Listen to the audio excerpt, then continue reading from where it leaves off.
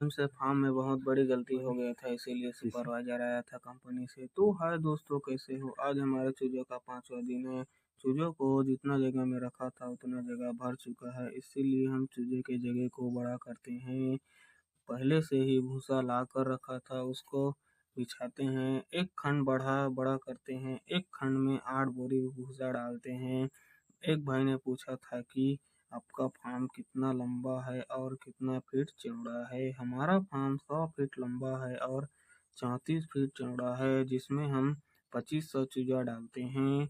और एक भाई ने पूछा था कि आप कौन से कंपनी से चूजा लाते हो? हम शालीमार कंपनी से चूजा लाते हैं।